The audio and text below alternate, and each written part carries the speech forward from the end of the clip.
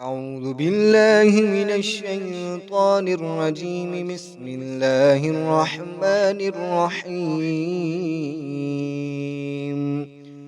الذين يأكلون الربا لا يقومون إلا كما يقوم الذي يتخبطه الشيطان من المس.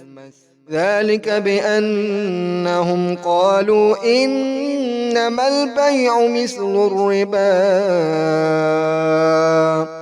وأحل الله البيع وحرم الربا. فمن جاءه موعظة من ربه فانتهى فله ما سلف وأمره إلى الله، ومن عاد فأولئك أصحاب النار هم فيها خالدون.